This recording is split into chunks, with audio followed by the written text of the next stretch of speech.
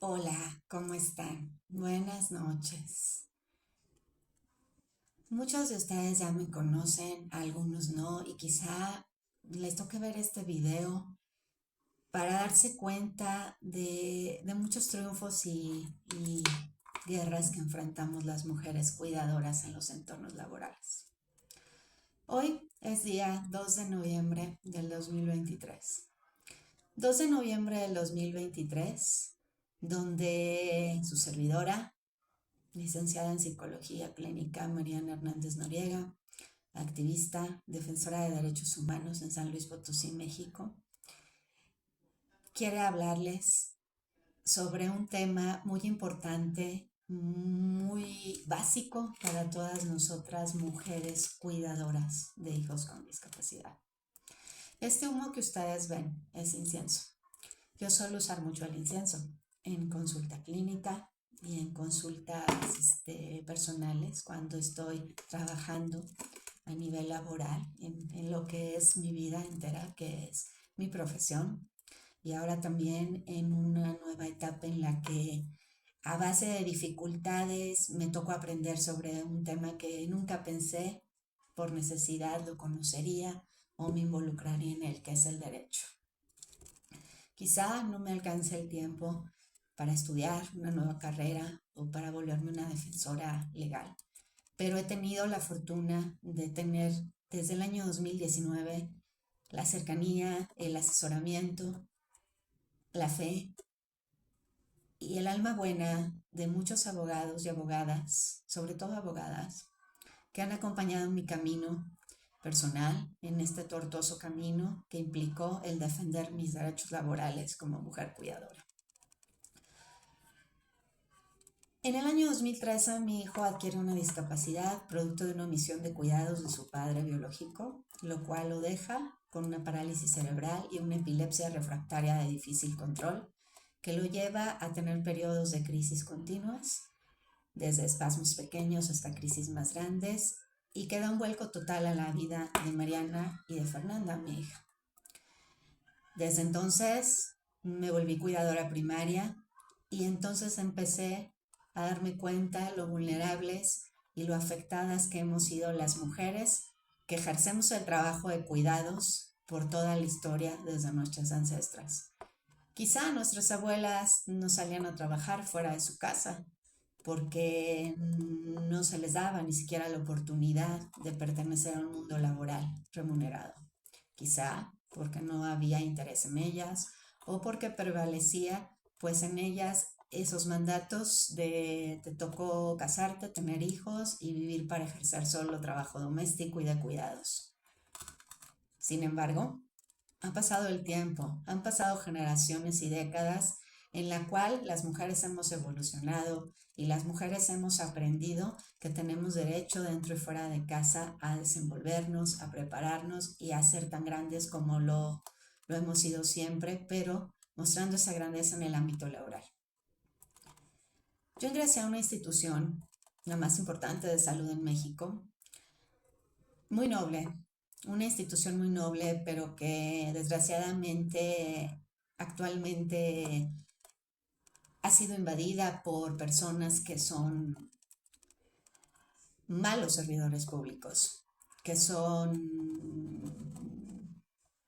podría decir, que están enfermos de soberbia y de poder y que en algunos momentos han sido incapaces de entender, incluso de capacitarse e informarse de temas que les son ajenos como la discapacidad o mucho más el trabajo de cuidados. A estas alturas puedo decir que sé más yo que ellos en cuestiones legales de derechos humanos y pues esta es parte de una historia que me ha traído el segundo dolor más grande de mi vida después de la discapacidad de mi hijo, pero también los aprendizajes que nunca me imaginé tomar y que sientan un precedente en San Luis Potosí, México, para toda mujer cuidadora, sobre todo madre de familia de un hijo con discapacidad, que se ve envuelta en problemas de acoso, discriminación, violencia en su centro de trabajo y sobre todo violación a sus derechos humanos y a los de su hijo, en consecuencia en un término llamado discriminación por asociación.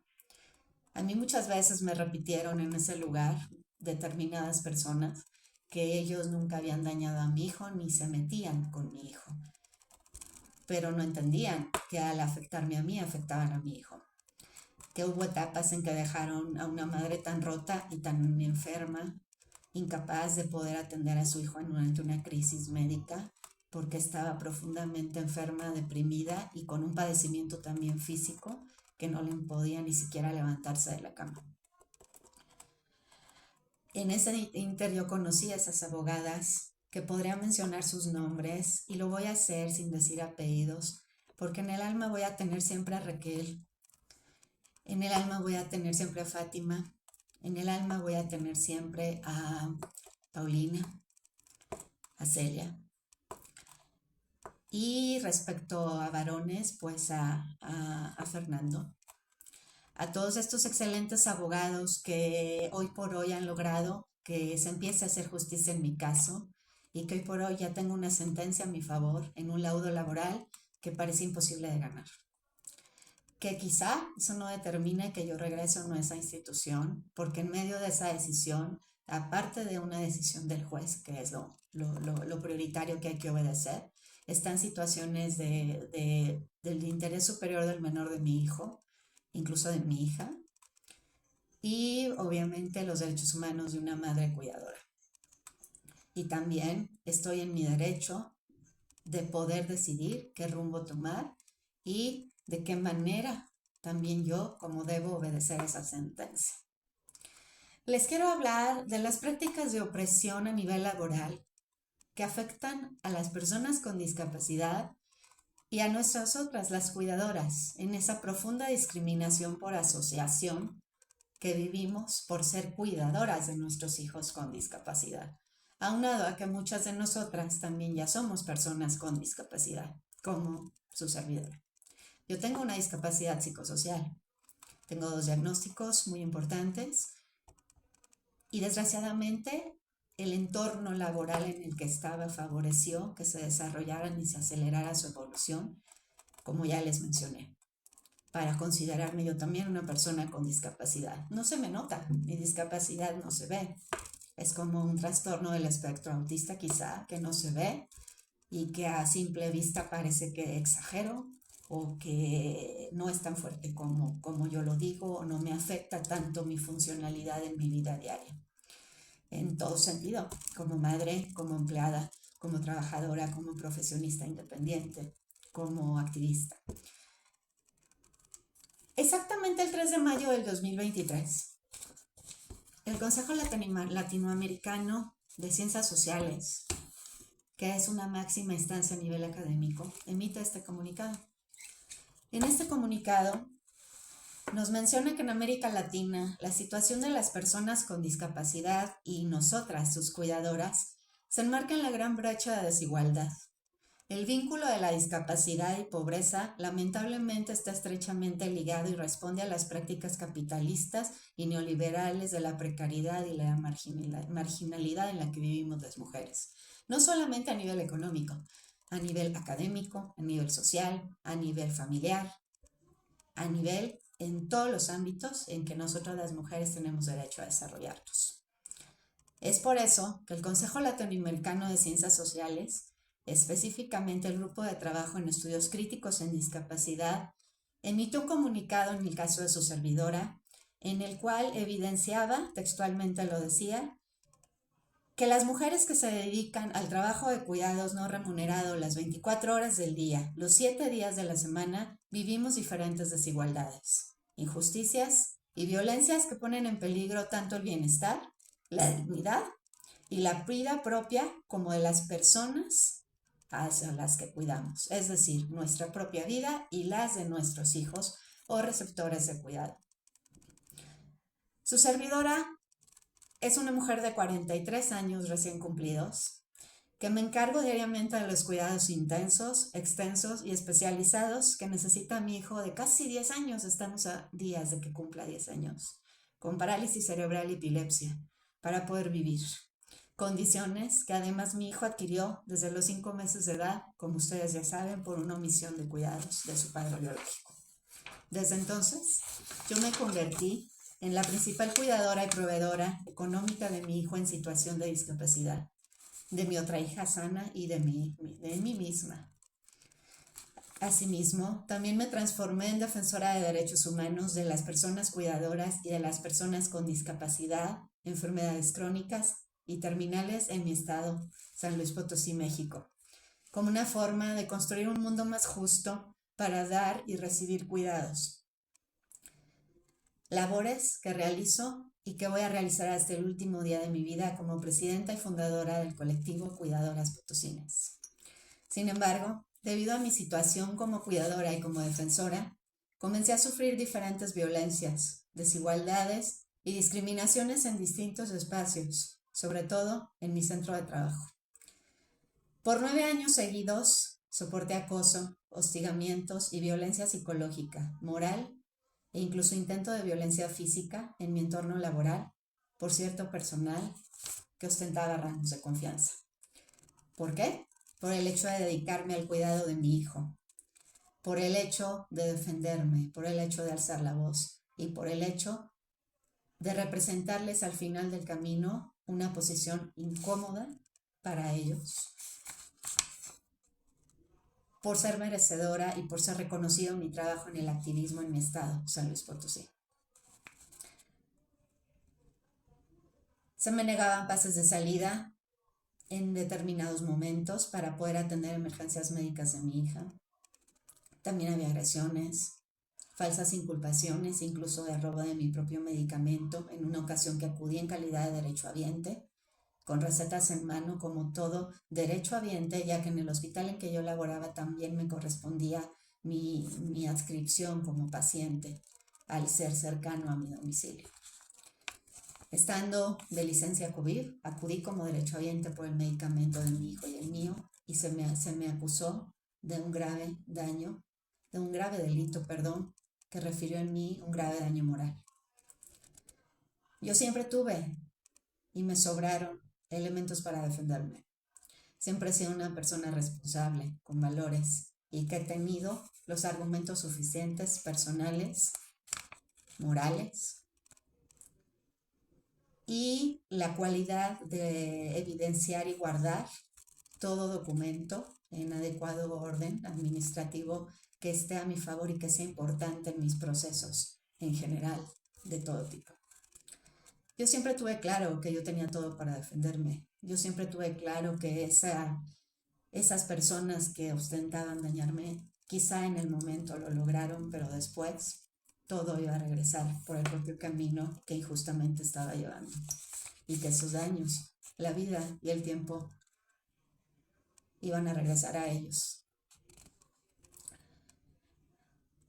También hubo, obviamente, mi negativa de autorizarme los ajustes razonables como persona con discapacidad que soy y madre cuidadora de mi hijo con discapacidad para poder laborar en condiciones dignas, en una reducción de jornada y por lo tanto también salarial, al ser lógico trabajar de 8 a 4 horas, recibir un salario menor de acuerdo a las jornadas laborales. Yo no me inventé el término ajuste razonable. Este es un término que la empresa donde yo laboraba quizá desconocía, lo cual me parece sorprendente a estas alturas, al ser una empresa tan importante y tan conocida, no alguien ajeno a la salud. Pero lo desconocían y desconocían su amplitud y los lineamientos jurídicos desde nuestro artículo primero en la Carta Magna, donde nos menciona en ese principio pro persona que primero está la cuestión de la persona, del ser humano como ciudadano que le permita mantenerse con goce de sus derechos humanos. Al final, todo mi caso deriva después de que se emite una segunda sentencia donde se les solicita justifiquen su negativa al ajuste razonable, que para la institución siempre fue un procedimiento administrativo más, y no se trataba de eso. Se trataba de la vida de 2 personas con discapacidad, su trabajadora y su hijo. Fui tratada como un simple trámite administrativo, como este papel o cualquier papel. Incluso este papel, y muchos valen mucho más que lo que esas personas pensaban. Se me da la negativa el ajuste razonable, antecediéndole a esa negativa una orden de restricción contra la persona que me violentó de confianza y que fue protegida en su momento y no sujeta a investigación por los hechos de violencia.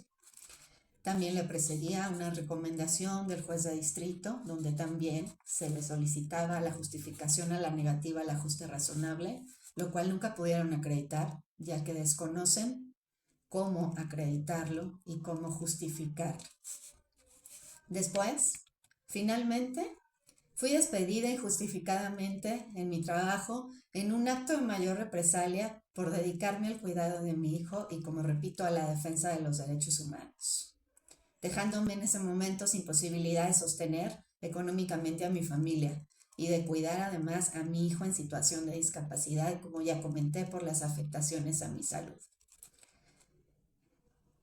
Dentro y fuera de la institución yo siempre defendí mis derechos y lo seguiré haciendo, con argumentos legales sólidos, apegados a los múltiples tratados internacionales que protegen el derecho a la vida y la salud de las personas con discapacidad, además de todas las leyes de infancia que privilegian el interés superior del menor, mayormente de un niño que tiene discapacidad y que no puede mantener una supervivencia sin el cuidado directo, intenso y extenso de su madre cuidadora. Después, obviamente, tuve que iniciar un proceso más laboral, jurídico, en el cual tuve mi último defensor, el único varón de mis defensores, que ya mencioné quién es, su nombre, el cual entendió mi caso y al cual le agradezco profundamente, al igual que las licenciadas, que en cada momento de desesperación y de ignorancia de su servidora me guiaron, me explicaron cada paso legal, me orientaron, sembraron en mí ese deseo de leer, de aprender un poco de leyes, de seguir ampliando mis conocimientos en relación al tema de la discapacidad, de los cuidados, de la salud. Al final, mi caso, como lo menciona el Consejo Latinoamericano de Ciencias Sociales, demostró cómo las cuidadoras 24/7 somos excluidas de los trabajos remunerados por nuestra situación de ser cuidadoras, por medio de diferentes actos de discriminación y de violencia. Actos que pueden ser pasivos, despacio, que pueden ser de manera horizontal, que quiere decir que los cometen personas que están en el mismo rango de estatus, compañeros de trabajo del mismo nivel.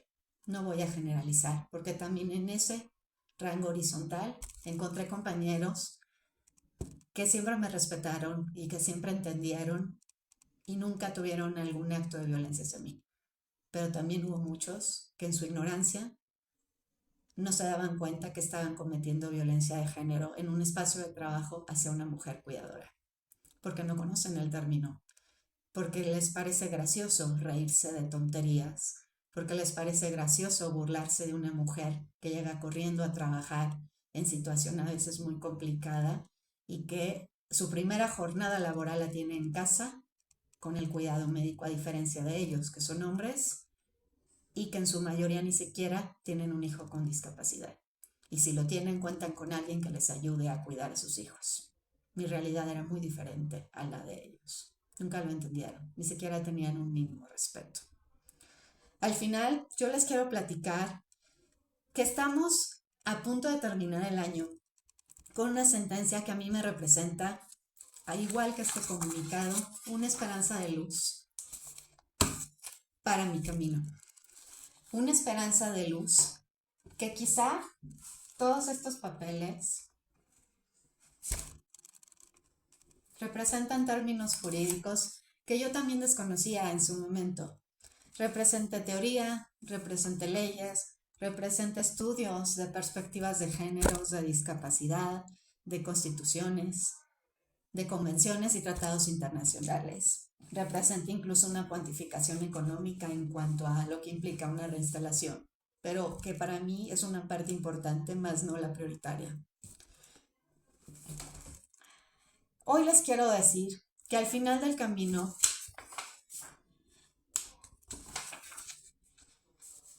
Las obligaciones de crianza que tenemos las madres cuidadoras no pueden ser ignoradas y en ese sentido la Suprema Corte de Justicia de la Nación ha reiterado que todo órgano jurisdiccional, estamos hablando de leyes, magistrados, de jueces y de toda persona que tiene la obligación de hacer justicia, deben impartir justicia con base en una perspectiva de género. Ustedes me preguntarán, ¿qué es la perspectiva de género? Se escucha mucho. Y yo, pues sí, acá tengo mi pequeño acordeón, aunque este término ya me lo sé desde hace muchos años que empecé a estudiar el cuidado. Al enterarme y al darme cuenta y al reconocer en mi propia vida que la perspectiva de género nos habla de las mujeres y de que somos las mujeres quienes en mayoría cuidamos, la obligación de los juzgadores de juzgar con perspectiva de género implica los artículos 1 y 4 de nuestra Carta Magna, la Constitución Federal. Y también hay otros conceptos, por ejemplo el 1 y 6 de la Convención de las Naciones Unidas, que nos habla de un instrumento jurídico que es pues los tratados que implican la eliminación de todas las formas de discriminación contra la mujer. Ahí hablamos también de los artículos 2, 6 y 7 de la Convención Interamericana para prevenir, sancionar y erradicar la violencia contra las mujeres.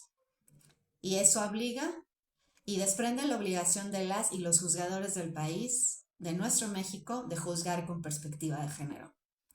La perspectiva de género es la labor jurisdiccional que implica la obligación de analizar en cada caso concreto la presencia de estereotipos discriminatorios de género, a fin de buscar las posibles desventajas que podemos enfrentar las mujeres por ser mujeres, en parte de una construcción histórica y social del concepto sexo, género, con la intención de remediar las condiciones asimétricas de poder y situaciones estructurales a las que enfrentamos por el simple hecho de ser mujeres desde el derecho. La Suprema Corte de Justicia de la Nación, en un inicio hace ya años, reconoció como un deber de las juzgadoras y los juzgadores el resolver estos casos, incluidos los laborales, con perspectiva de género, y estableció un criterio en el que nos dice que el acceso a la justicia en condiciones de igualdad deben impartir justicia a todos los órganos jurisdiccionales con perspectiva de género.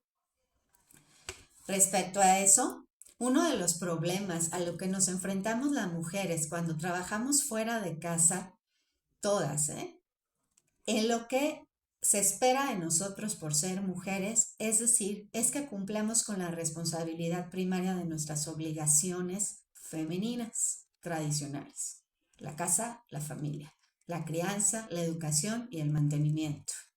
Sin disminuir significativamente, ando un poco trabada, nuestro rendimiento laboral remunerado en un trabajo fuera de la casa, lo cual nos provoca una situación de desigualdad al lado de los hombres y obviamente un constante estrés y afectaciones a nuestra salud. De ahí implica que tenemos una duplicidad de funciones que implica un sobreesfuerzo en nosotras las mujeres al asumir las cargas físicas y mentales de ambos trabajos, el no remunerado dentro de la casa y el externo en el trabajo remunerado. Esto implica que a nosotras, sobre todo a las madres de familia, se nos exige que cumplamos medio un esfuerzo extraordinario esa intensa doble jornada y las labores de cuidado, como si fuéramos las depositarias únicas, o sea, las únicas obligadas o capaces de hacer obligaciones de crianza y del hogar, condicionándonos así nuestra autonomía personal y castigándonos si no cumplimos ese rol. Nos castiga la sociedad y en mi caso también nos castiga el mismo empleador. En estos casos, a nosotras las madres se nos exige una adecuación a los estereotipos prescriptivos que conlleva todo este panorama, incluso a considerar normales ciertas conductas estereotípicas de las exigencias y roles de género, como la existencia de esta doble jornada laboral, dentro y fuera de casa.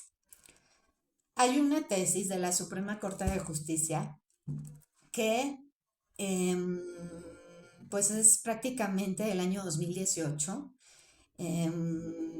Bueno, está publicada en la Gaceta del Seminario Judicial de la Federación y se puede consultar públicamente. Y ahí habla de eso, de que hay unas obligaciones de crianza en la cual se reitera esta obligación de juzgar con perspectiva de género y de tomar en cuenta que las obligaciones de crianza también implican que nosotros las mujeres realizamos un trabajo profesional indispensable para nuestra propia subsistencia y para hacernos cargo de los menores, y además lo debemos de hacer compatible con la jornada laboral.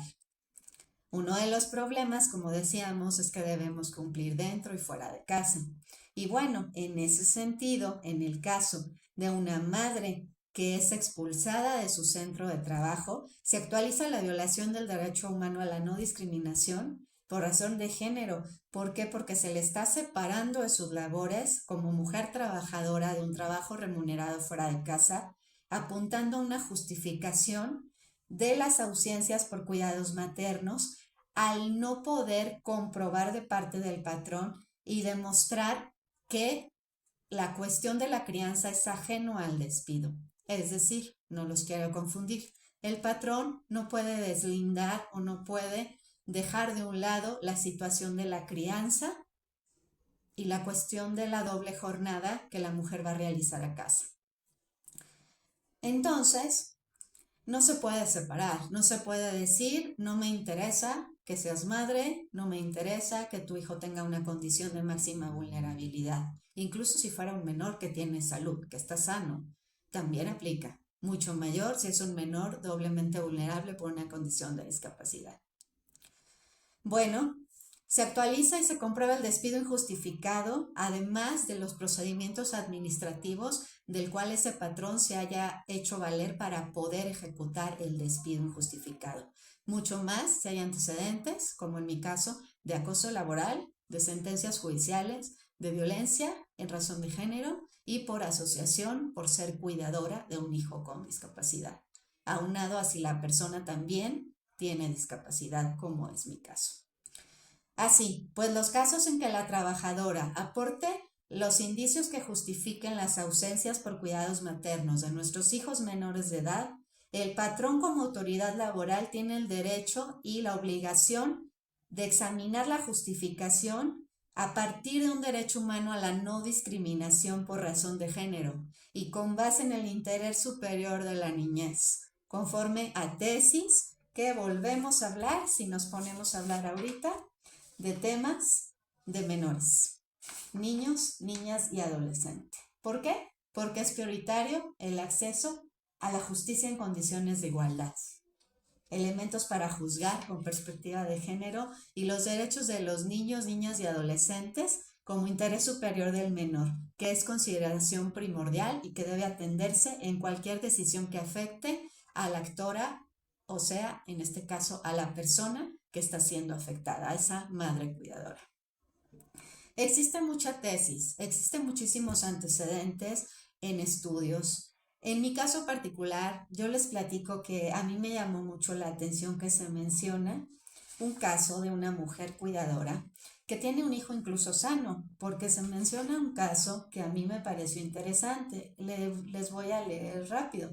Es una trabajadora que era docente de educación básica de la Secretaría de Educación Pública y ella fue despedida por faltar a sus labores más de 3 veces en un periodo de 30 días, igual que su servidora, naturales.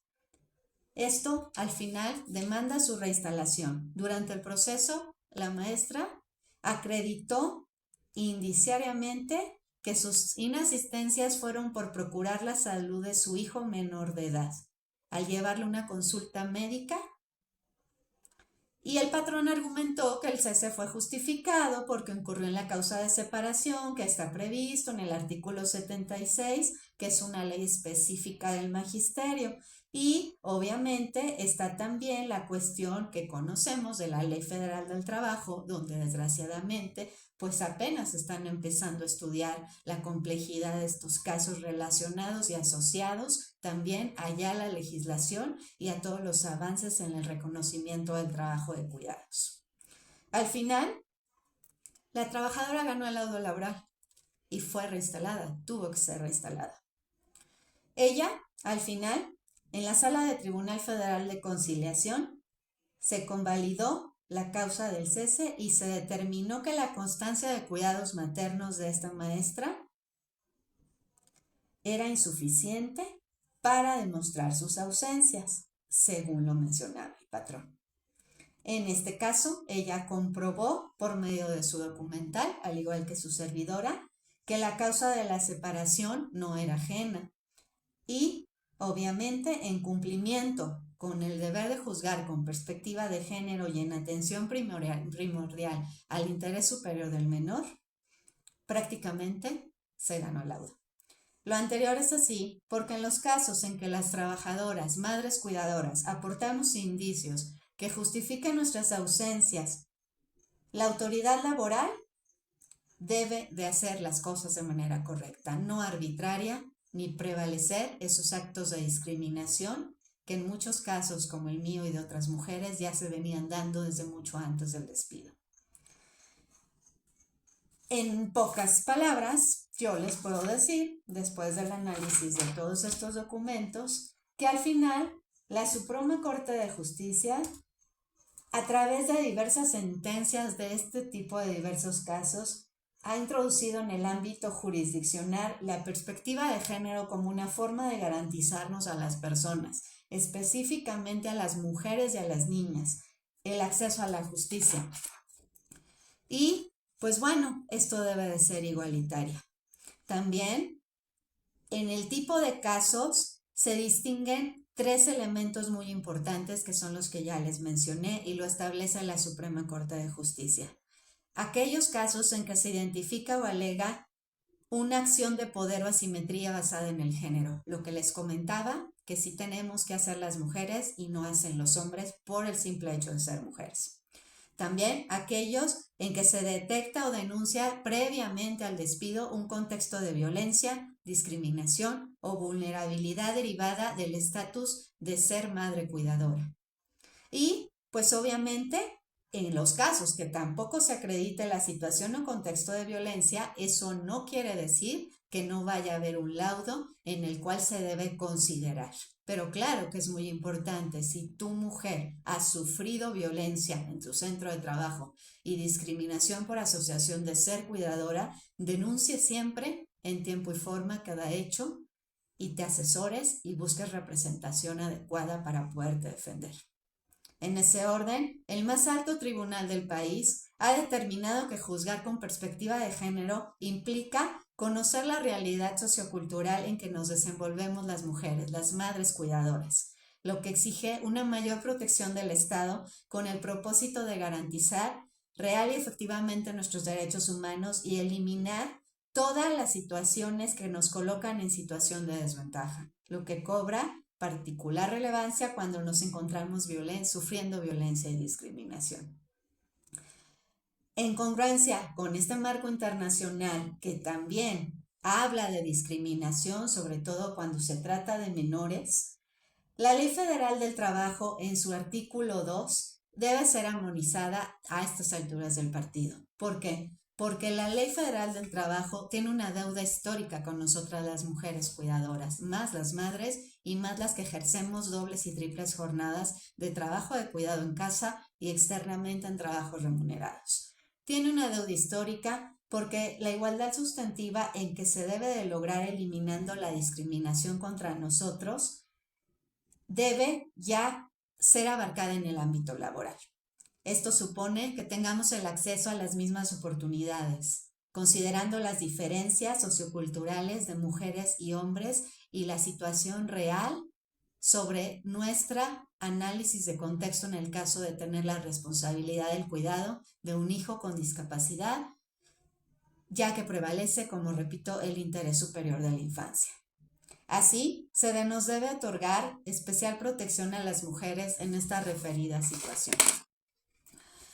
Prácticamente, en situación de violencia o enfermedad o cuidados de una mujer con discapacidad, ante nuestra situación, se sitúa aparentemente para los empleadores y para la ley en el ámbito privado. Quiere decir que ellos nos dicen, esa no me interesa, la situación de enfermedad o condición de salud o discapacidad o enfermedad crónica de tu hijo no es de mi incumbencia, pero no.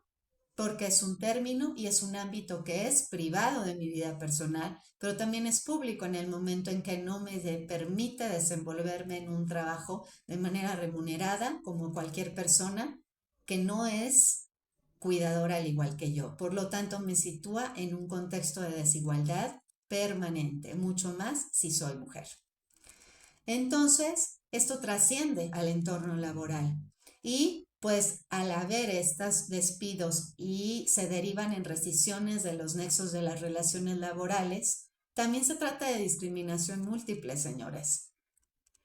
Y obviamente también se habla de interseccionalidad del término discriminación porque tienen que ver muchísimas aristas relacionadas al término interseccionalidad, es decir, todo lo que influye para que esa mujer, por ejemplo, no pueda salir a trabajar o acuda a trabajar en condiciones diferentes a otra persona que no tiene la responsabilidad del cuidado.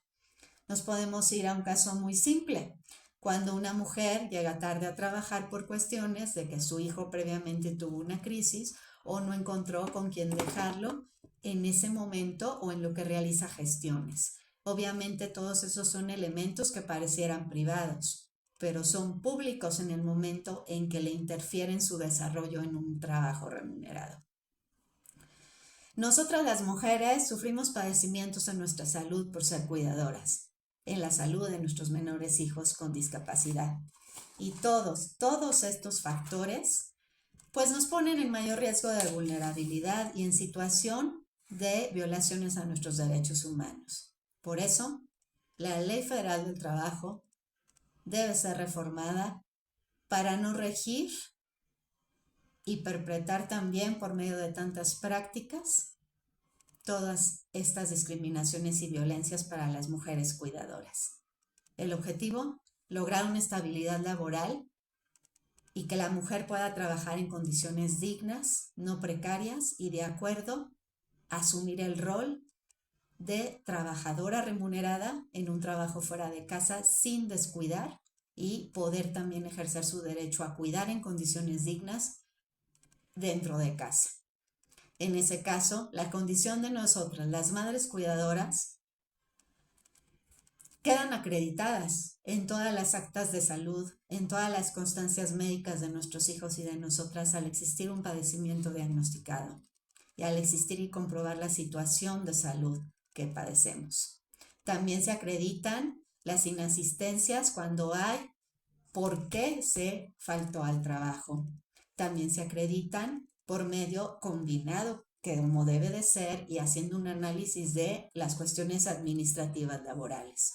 Si además se comprueba que las labores de cuidado de nosotros y de nuestros menores hijos con discapacidad hacen indispensable que nuestros patrones investiguen laboral y atiendan la situación de vulnerabilidad de nosotras las trabajadoras. Y en su caso, para evitar el ausentismo, nos otorguen los ajustes razonables que nuestros hijos tienen derecho al ser menores con discapacidad y que nosotras también tenemos derecho si tenemos una discapacidad o si también por asociación.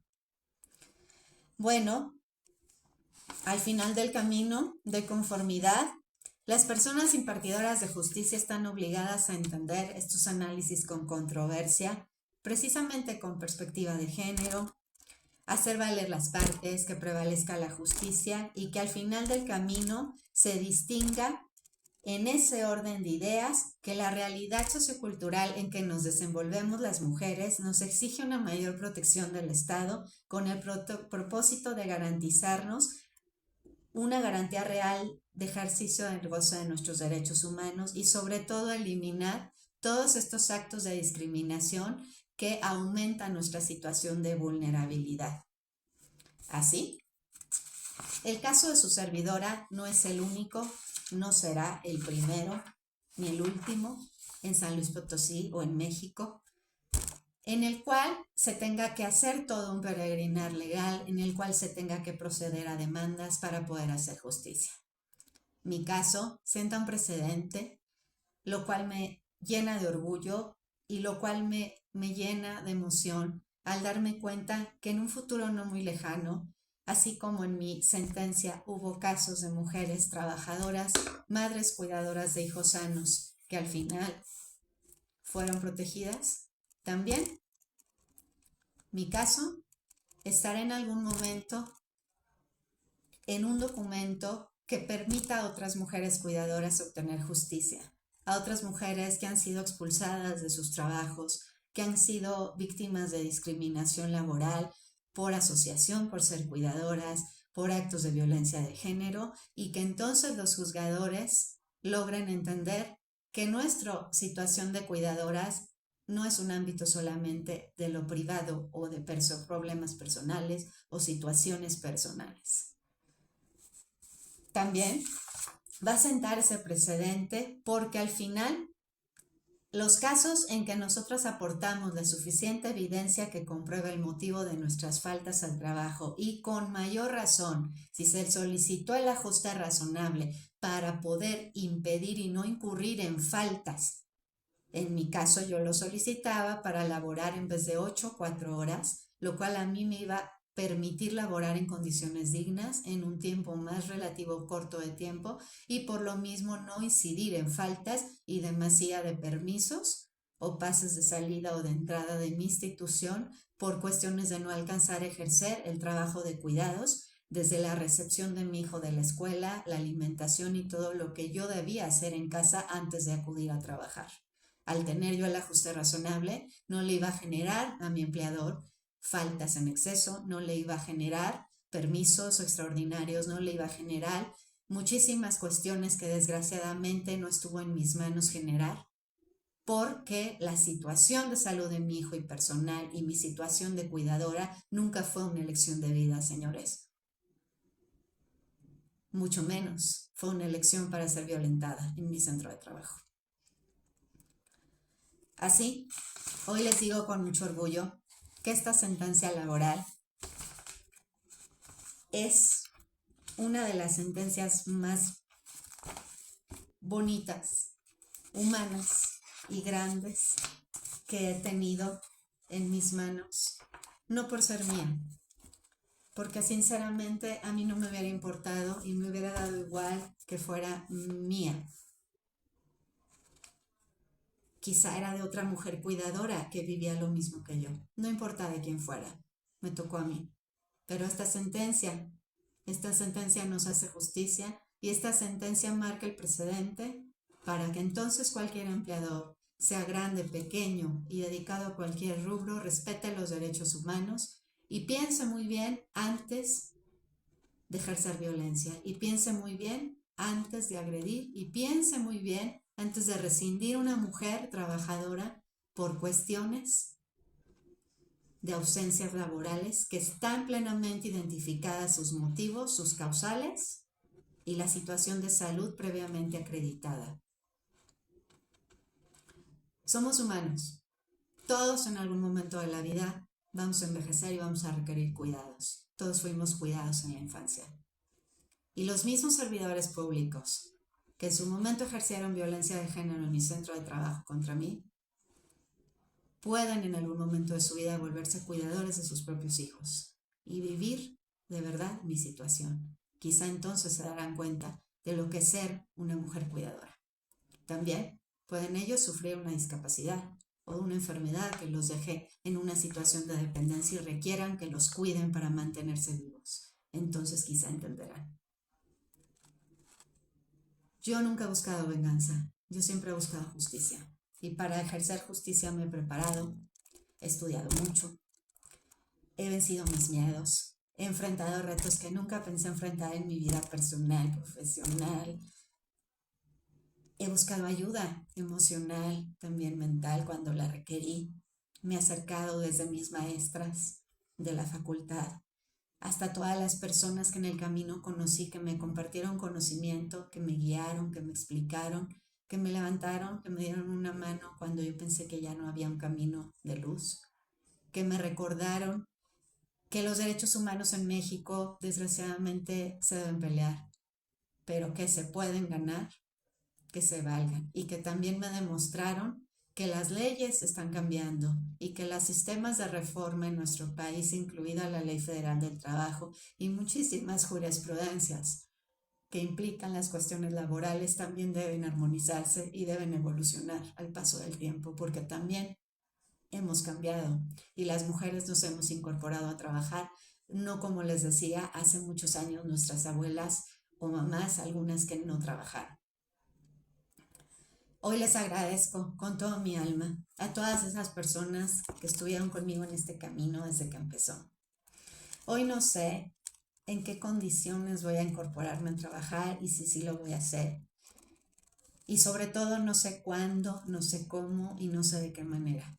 Pero sé que estoy orgullosa de la lucha que personalmente enfrenté, que estoy orgullosa de mi esfuerzo, que estoy orgullosa de cada persona que en su grandeza me compartió, me acogió, me cuidó, me guió y me acompañó en este camino. Gracias.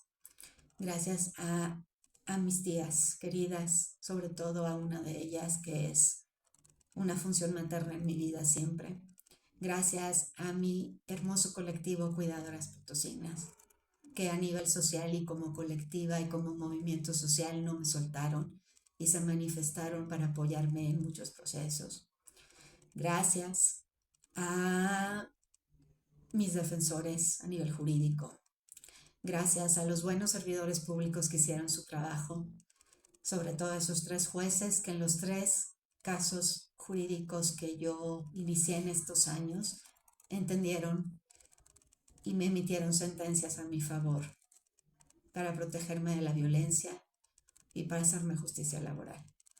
Espero que ya la etapa final de este camino se determine en qué condiciones me incorporaré a laborar y quizá sea poco tiempo, quizás solo sean unos años, porque prioritariamente está mi salud y la vida de mi hijo. Prioritariamente está deslindar a mi hija de la responsabilidad del cuidado de su propio hermano para poder tener una vida normal, ya que ella también resultó profundamente afectada emocionalmente todos estos años en los que yo tenía que dejar a mis hijos solos para acudir a trabajar. Sobrevivimos a una pandemia y mucha gente no entendieron más bien, que no podemos ser tan inhumanos, tan ignorantes, tan crueles como seres humanos. Y que al final del camino, todo lo que obramos a nivel personal nos regresa, bueno o malo. A veces tarda, pero todo regresa. Si haces el bien, vas a recibir el bien. Si haces el mal, preocúpate, reflexiona, porque puedes estar en la situación de esa persona a la que lastimaste, a la que pudiste haber apoyado, a la que pudiste sobre todo haber entendido y no lo hiciste. Les mando un abrazo muy fuerte y quiero terminar leyéndoles un pequeño párrafo de este libro que también me ha ayudado a soportar estas batallas. Aquí dice: necesito un nuevo mandamiento que me perdone a mí misma. No quiero viajar por la oscuridad y confundir el amor y la pasión con la huida. No quiero perderme en el pozo de mi mirada y hacer lo que no deseaba, en busca del beneplácito ajeno. No quiero asomarme a un abismo que se siente con el corazón vacío, con las raíces alrededor del cuello, tratando de sobrevivir. No quiero ser hereje de palabra inminente, ni vivir en la soledad de recuerdos de una lucha que se hizo, que cansó, pero que al final gané. No quiero cruzar la línea roja ni caer en emboscadas de las personas que creyeron manejar una verdad absoluta que desconocían. No quiero tropezar enfocando sonrisas donde queda mucho dolor todavía que sanar. Vivo ya sin miedo a los pecados. Quiero volver a comenzar cuando parezca que todo este camino ha terminado. Quiero conocer el triunfo y el desastre para decirle a las personas que me dañaron que son impostores. Nadie puede hacernos sentir inferiores sin nuestro propio consentimiento. Quiero acordarme de todas las personas buenas que lucharon por mí, empezando por mí. Quiero, por medio de estas palabras que les acabo de leer, enviarles un abrazo muy fraterno y quiero decirles que la lucha colectiva sirve y que mientras tengamos vida tenemos todo el derecho a luchar por lo que creemos, por lo que queremos y por lo que es justo para tener una vida digna. Muchas gracias por haberme escuchado. Muchas gracias por seguir mi camino. Ya nos falta un poquito para poder decidir y dar cierre a esta carpeta de vida tan dolorosa. Nos faltan prácticamente meses, quizá años, pero no lo suficientemente largos a comparación de todo lo que ya pasamos. Gracias, gracias, gracias. Les mando un abrazo lleno de fe. Les mando todas las energías positivas. Y a ti, mujer, madre cuidadora sobre todo, no desfallezcas, por favor. Aprende, estudia, lee todo lo que puedas. Asesórate de personas que te puedan acompañar y acuerpar en este camino tan difícil si estás siendo violentada o si perdiste tu trabajo. No te canses de luchar por tus derechos y los de tus hijos. Y piensa que ellos merecen una madre cuidadora en condiciones de salud digna para seguirlo cuidando y que tú mereces cuidar con dignidad y trabajar con dignidad también fuera de tu casa. No te mantengas en espacios ni en lugares donde te lastiman. Y lucha, lucha, lucha, lucha hasta tu último respiro. Si vamos a morir luchando, no derrotadas. Gracias. Y este fue también un capítulo más de estos spots informativos, educativos, pero que hoy hicieron un poquito de catarsis, agradeciéndonos y platicándoles. Los mantengo informados y muchísimas, muchísimas gracias. Cuidadoras potosinas, sigamos haciendo lucha. La lucha es colectiva y es por ti, por mí y por todas las mujeres que nos antecedieron y las que vienen en el camino después de nosotras, cuando nosotras ya no estemos en este plano. Muchísimas gracias. Bendiciones.